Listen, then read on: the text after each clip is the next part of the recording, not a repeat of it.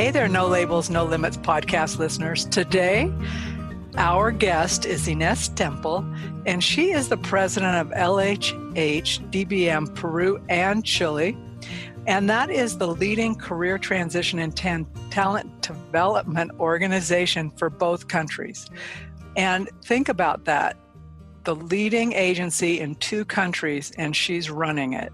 So she has a lot of wisdom. That company and Ines have done outplacement services and HR consulting to executives and other workers throughout the world.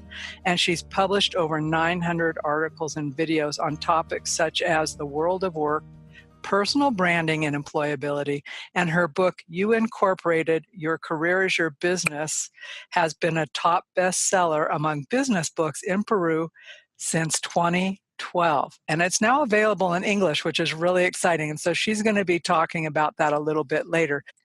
But Ines, as I turn this over to you to introduce yourself a little bit more, could you also share with us, in addition to what else you would like to say about yourself, I'm interested in knowing how you grew yourself to become one of the top 3 business people in all of Peru 3 years in a row. So welcome, first of all, and share that. Thank you very much, Sarah, for the invitation. I'm very happy to be spending some time with you this afternoon.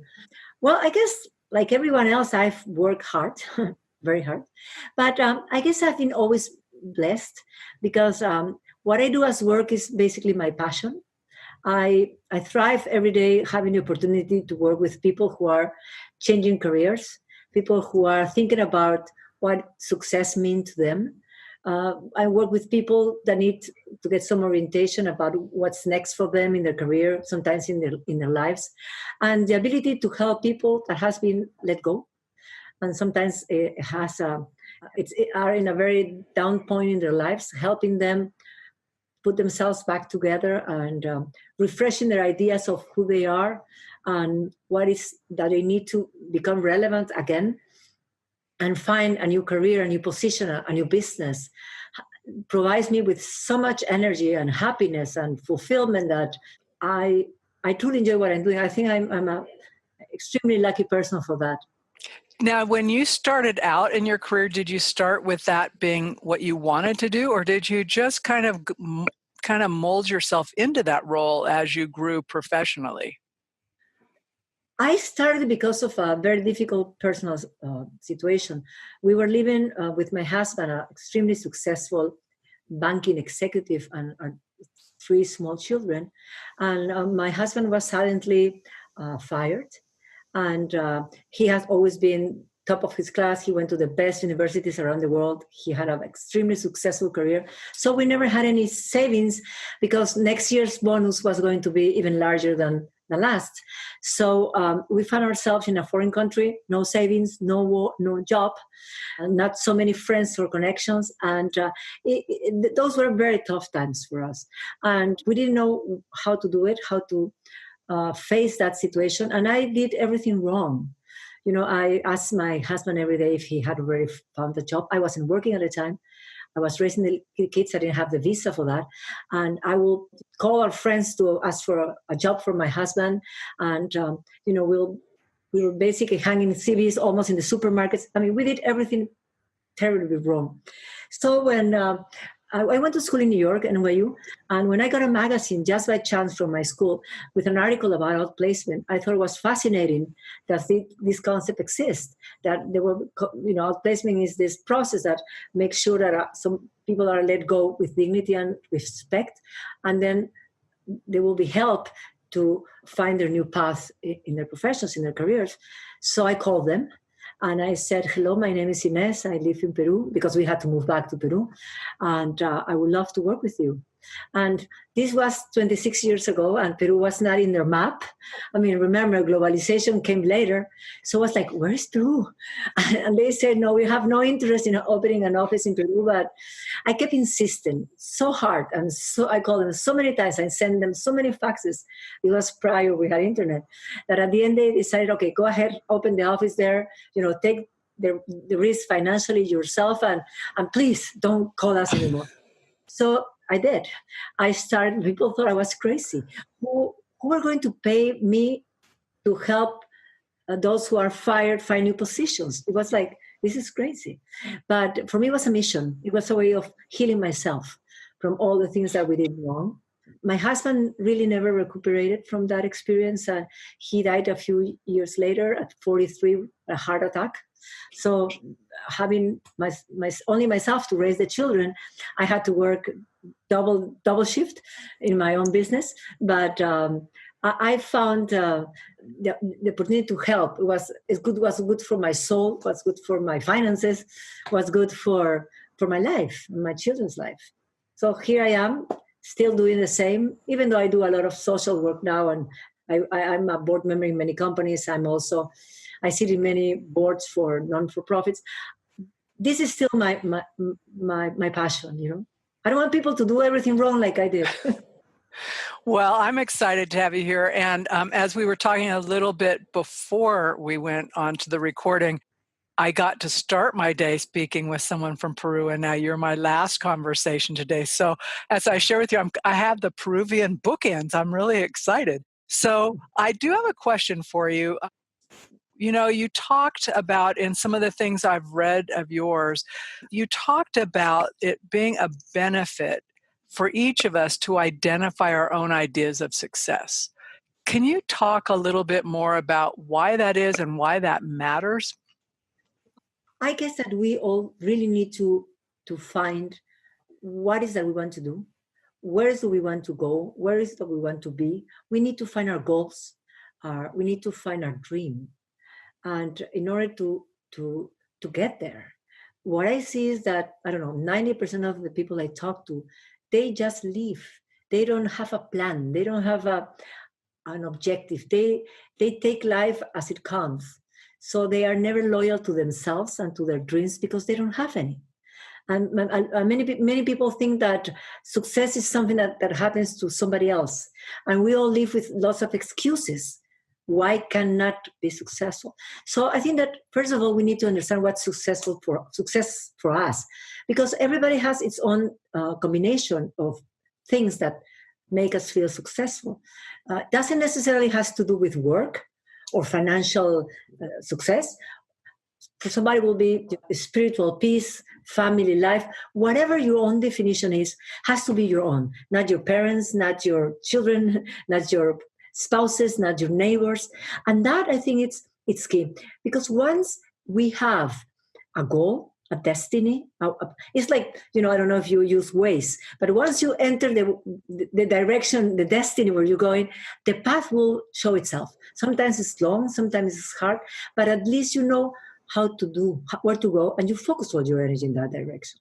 So, and that idea of being loyal to yourself is critical. We have to be able to be working at least, 10 hours a day, but working at things that we truly enjoy, things that we are passionate about, and things that we are good at.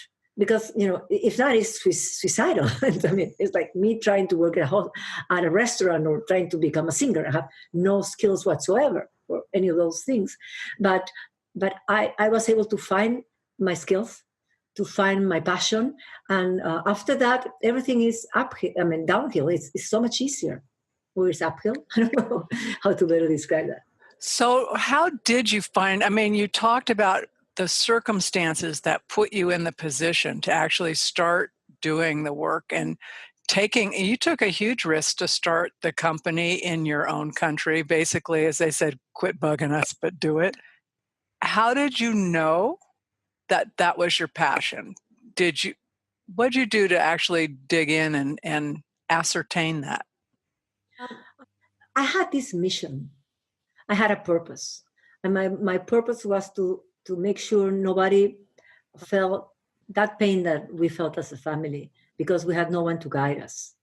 And that mission, which became very clear to me, manifested itself when I talk to clients, when I talk to different companies, making them understand the importance of treating people with respect, when we work with them to make sure that the process of letting go of people is a very respectful process that takes care of the dignity and self-respect of people.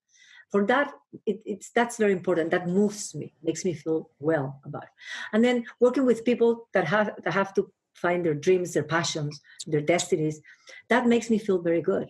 And I guess that when you truly enjoy something, naturally you will become good at it.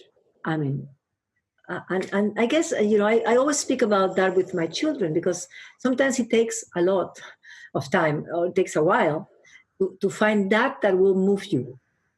And I tried several things before, like anybody else, and until that make me that what I do resounds with my soul, and makes all my energy channels open. And I it's like when I'm doing what I love, like anybody else, I feel light. I'm in a flow. I guess that we are at best when we are in a flow. I would agree with you.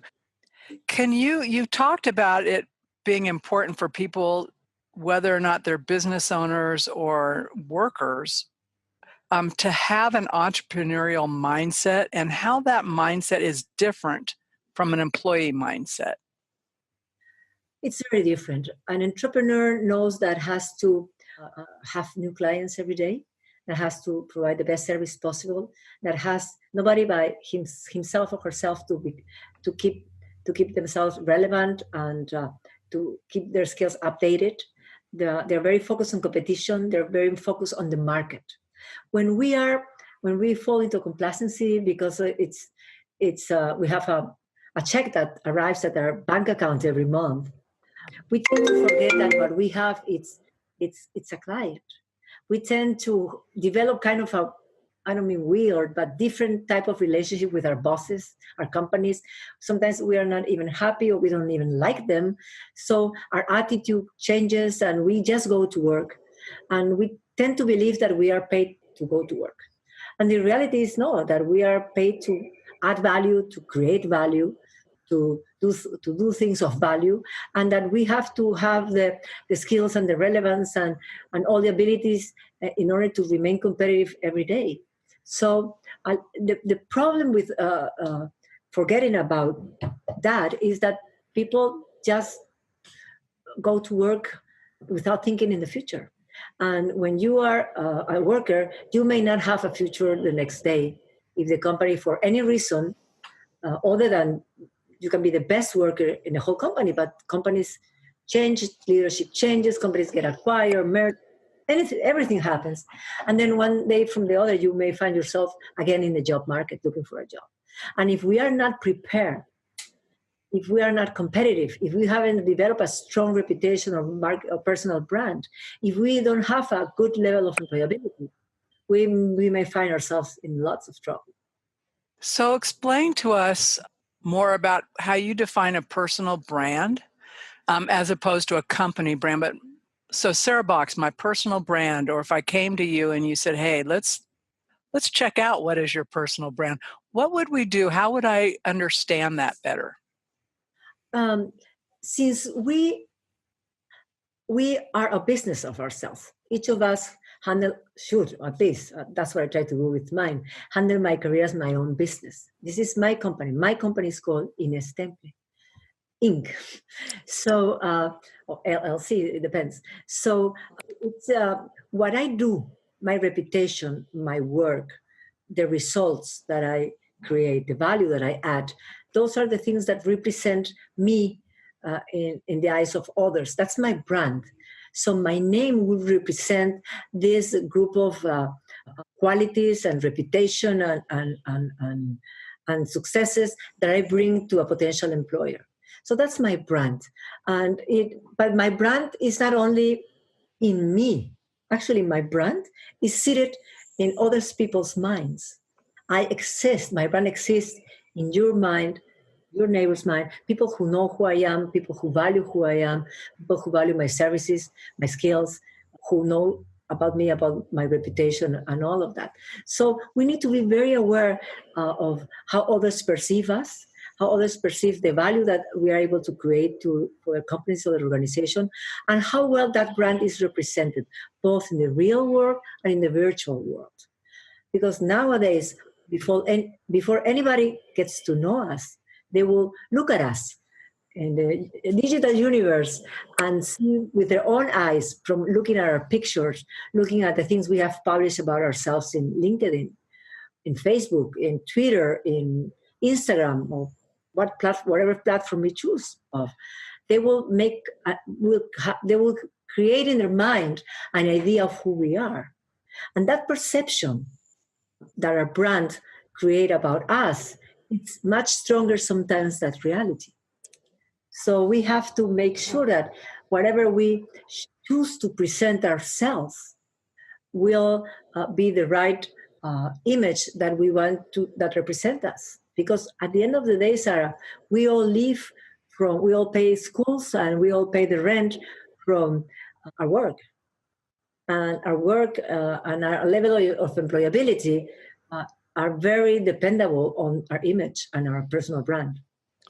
So you talked about complacency and how that can be a real, actually really a barrier to success and job and all of that.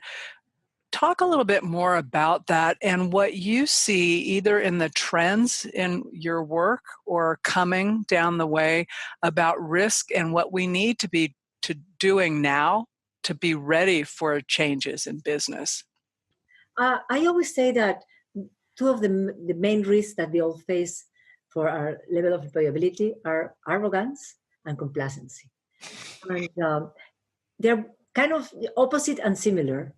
And complacency is that attitude of feeling that you are okay, that nothing will change, that whoever you are or the things you do or the skills you have are good enough, that there is not a need to become better, to make a larger effort, to change your attitude, to look outside at the market. It's like when we loosen our arms and our body and decide just to forget about the future. And that's extremely, extremely dangerous. And even though everything that we are discussing today is kind of obvious, it's very important again. Why? Because, automatization, digital transformation, exponential growth, and all of those things that artificial intelligence is bringing us, and the way it's altering every single business model in every single company around the world, is changing and will change the way we all work. And those huge changes need to find us prepared. Because in every single industry, the way we work and how we do the things that we do today will change. So if we are complacent and the changes arise in our office, we may no longer have a career. Not only in that particular company, but maybe anywhere, because we are outdated. We are off market. And that is something that we really need to start doing and facing today. And you mentioned arrogance as the flip side of that. How does that play into it? Because we have spoken about people who may choose to remain complacent. But the problem with success, and we see a lot of executives and people, entrepreneurs who become very successful, is that when you are successful, you tend to believe that tomorrow you will be even more successful, that you have the key, that magic key that will open all the doors for you. And you tend to forget that that's not part of reality, that your success from today may not be your success for tomorrow. So arrogant people tend to look at others down. And one thing that I've learned in my life is that the only thing, or one of the things that people will never forgive us for, is for looking down at them. And then the arrogant will find herself or himself alone, with a bad reputation, with very little or no friends, with a terrible personal brand, and with a complicated life. Well, let's talk about what we need to do. You had mentioned the importance of soft skills and making sure you have the skills for the changing. So I know just even over the last few years how much has changed with outplacing, not actually outsourcing, not outplacing, but outsourcing work or working with strategic partners or subcontractors. And that requires a certain skill set from people who may have been used to working in an office environment with lots of supervision and support, and now that world's different. What kinds of skills can we be gearing up and leveling up to have so that we're adaptable and relevant? I guess many will be the most important that recruiters are looking for nowadays. They want people that are flexible. That's key. People that have curiosity, that they are willing to unlearn and learn again faster this time. People that have curiosity for what's going on, that are able of shifting paradigms and opening their minds. They're looking for people who have self-discipline and especially people skills and communication skills. Because even though machines may do basically everything, they are still humans are needed for many things, and in order to work successfully in an environment with so many changes, we really need to be able to communicate well, both spoken and in written, and we need to be able to relate well to people, to lead by example, to have authenticity, basic normal human skills that we all assume that we have, but we not necessarily may have enough. Hey there, No Labels, No Limits podcast listeners. Over the course of this podcast, we've been pretty intentional about not using advertising so that we can bring you nothing but inspirational stories. But today, for the first time, I wanted to share with you that there are 2 opportunities coming up. If you've been considering finding a coach, now's the time to review the 6-week Strategic Vision Achievers mini course or the 12-week intensive course. Find out more information about visiting sarahbox.com/coaching or shoot me an email at sarah@sarahbox.com. Put in 6-week or 12-week coaching and I'll follow up with you. Thanks, and let's get back to the podcast.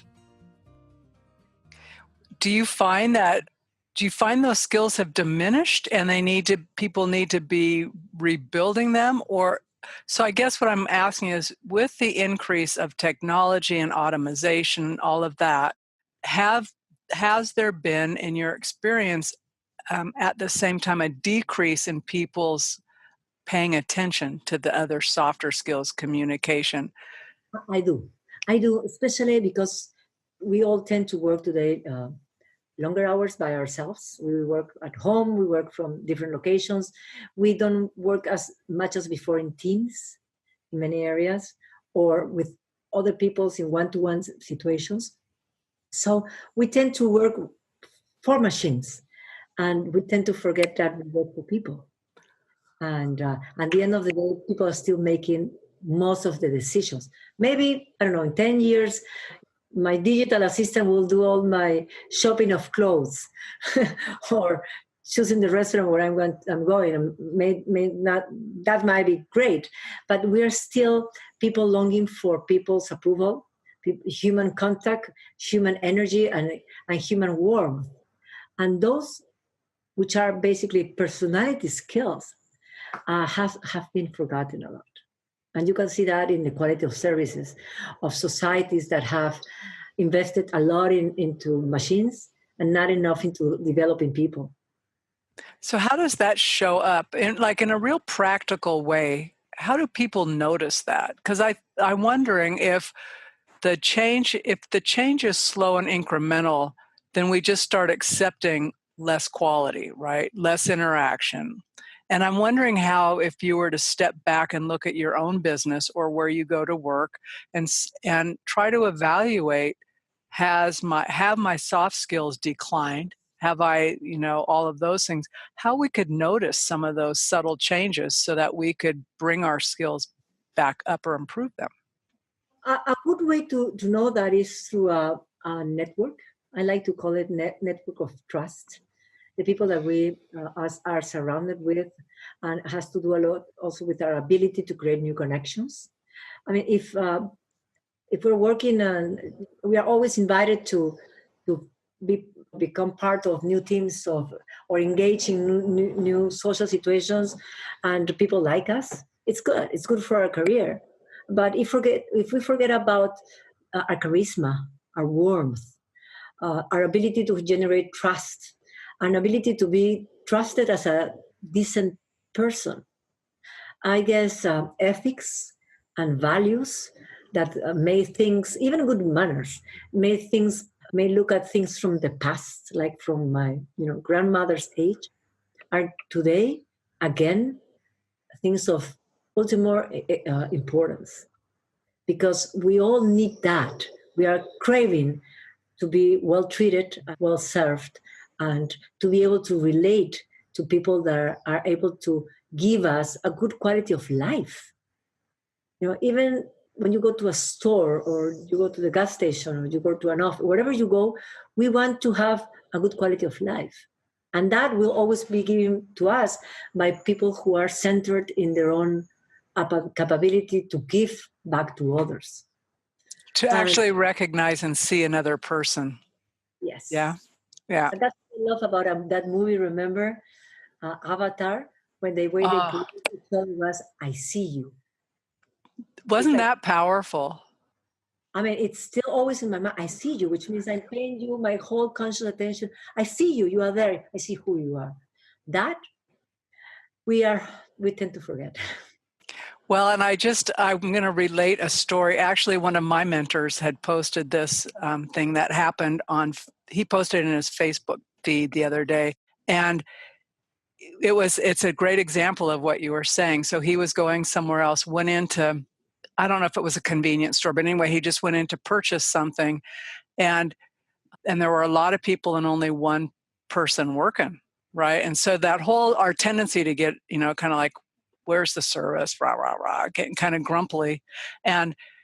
But he looked at this guy, and the guy looked off a little bit, right? And he said, I asked him, this guy says, how are you? And, just that kind of thing you do when you greet somebody.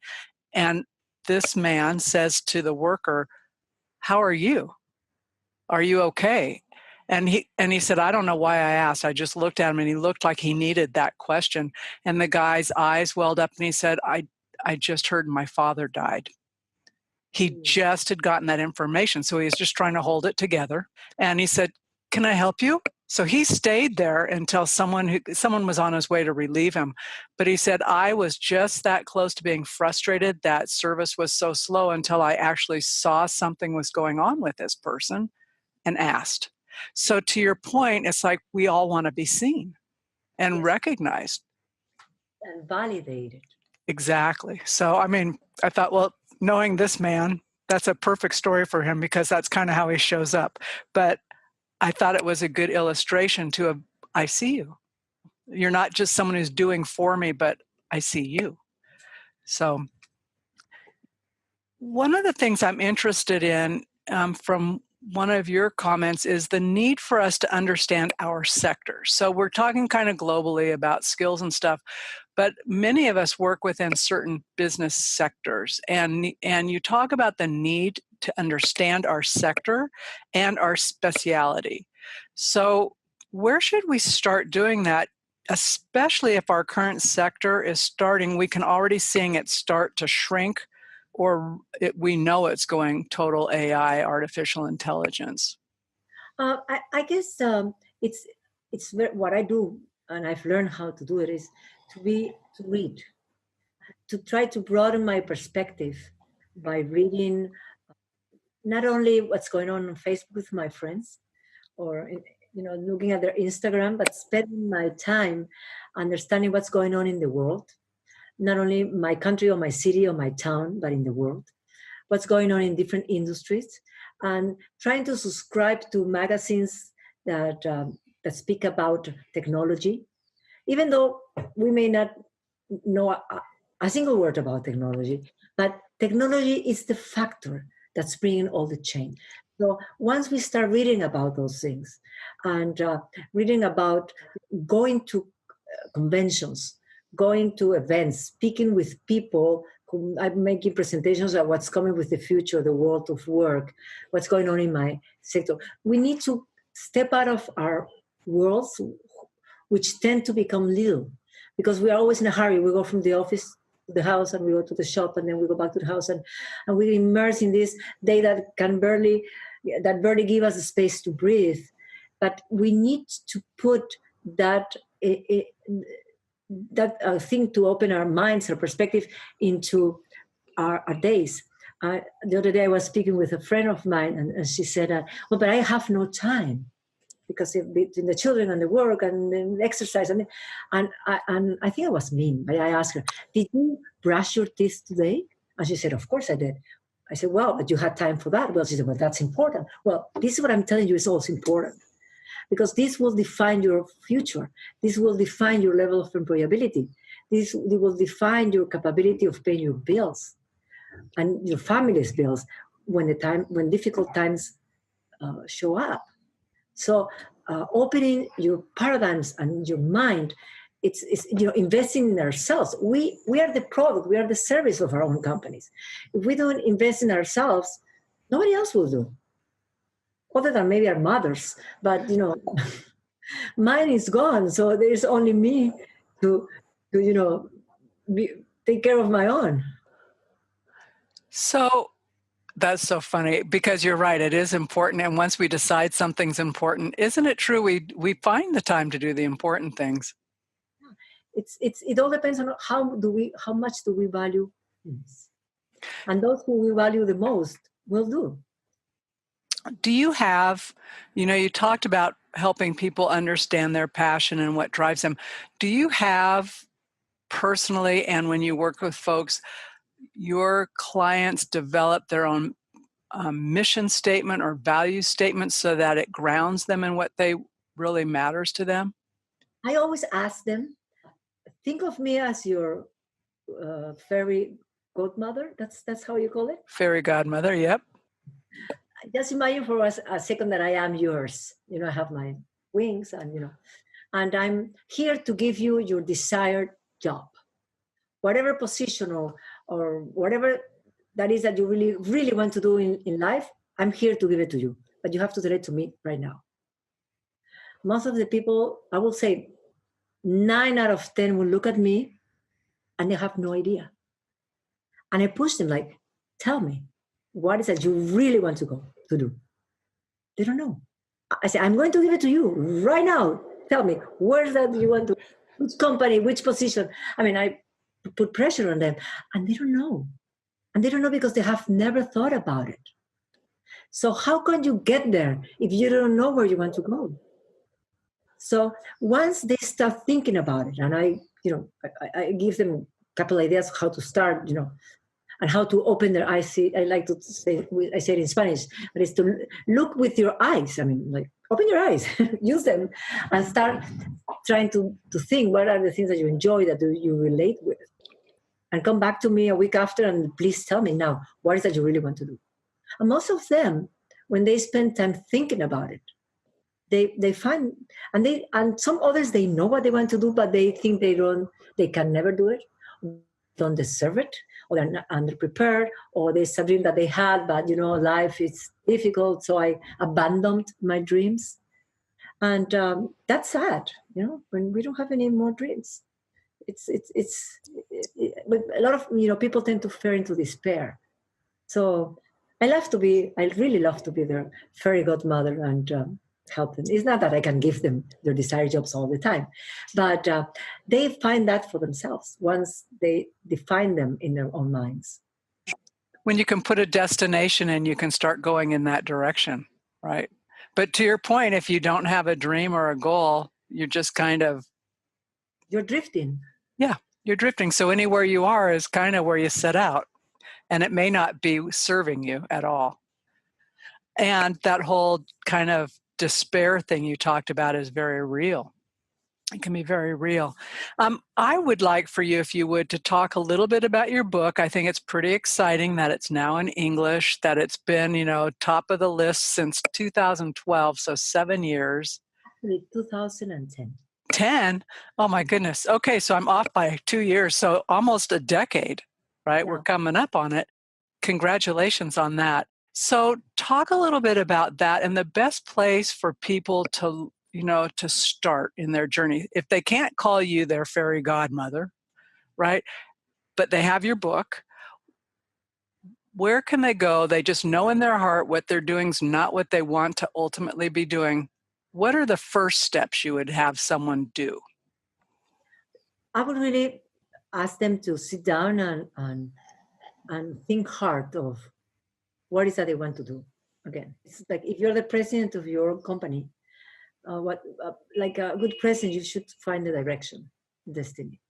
And once you go through that process, you start writing down all the skills that you have, all the abilities that you have, all the accomplishments that you have accomplished, and try to put numbers to them and percentage numbers, just to be aware of the impact and that you may have created in your different positions, and start thinking about what is that you really need to do next in order to fulfill that dream.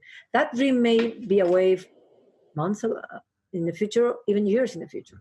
But to start taking the first step, you have to start thinking differently and thinking about what you can offer, and trying to understand what is that companies that where you're going to work are looking for, and try to make a match between their desired profile of people to hire and yours. And if there is a gap, now is the time to start filling up that gap. Not when you are out of work. Now that you may be working, it's the time to start filling the gaps and preparing yourself for the competition. Because actually competition is every day. Every day we need to add value. Every day we need to win again our jobs. It's like relationships are.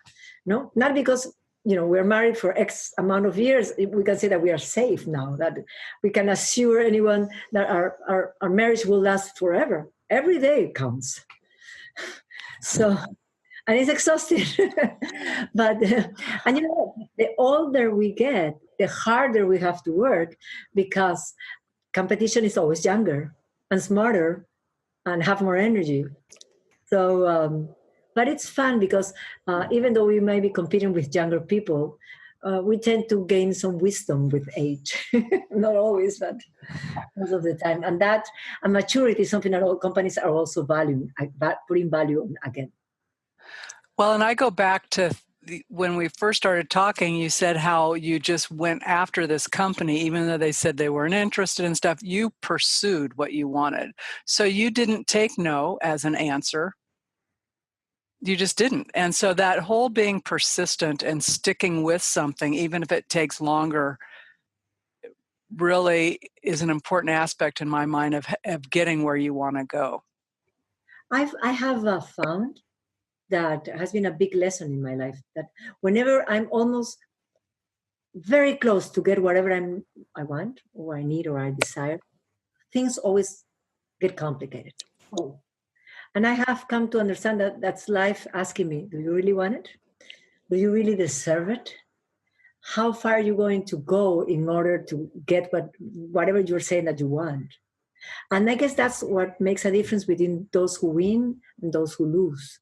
Because those who win keep trying and persevere and try harder and never loosen up. It is so much easier to just throw the towel and pursue a different goal. And I am, I'm of the group of people that persevere.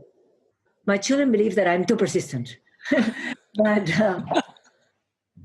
but so far, there are, of course, sometimes that you have to abandon the battle before you get more hurt. But most of the times, you just need to keep on persevering. Well, abandoning the battle, using your words, you can know that when there's good data that shows you that there's a reason to abandon, not because you're uncomfortable or afraid, right?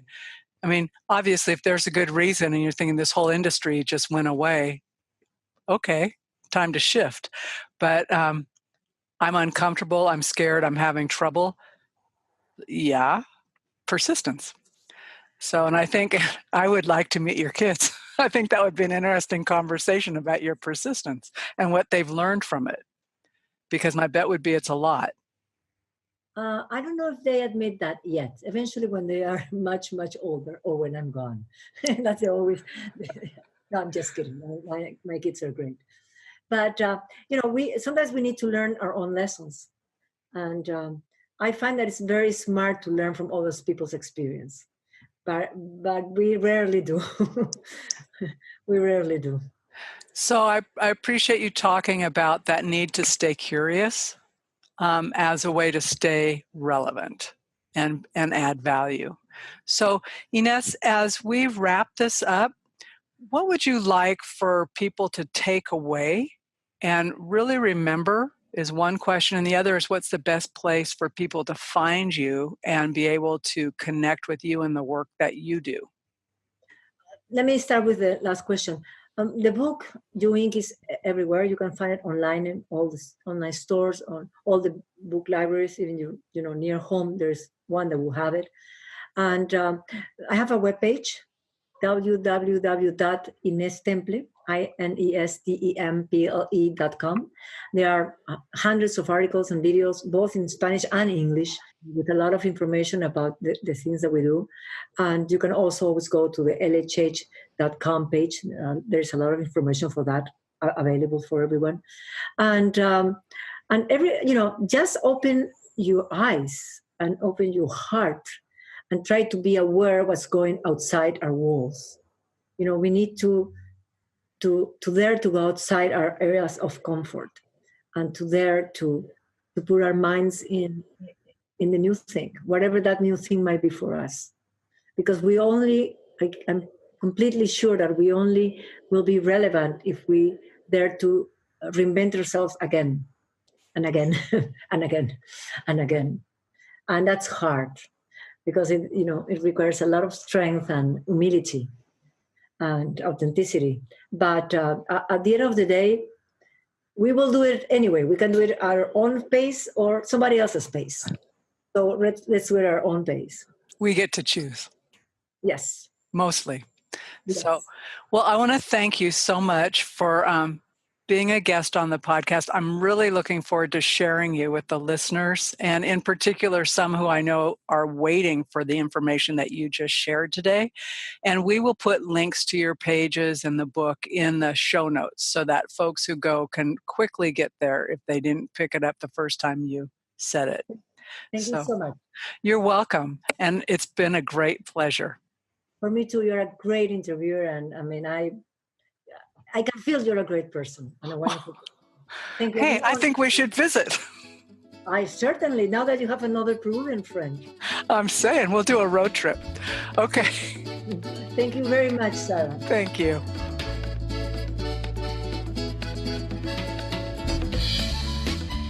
Well, that's it for this week's edition of the No Labels, No Limits podcast.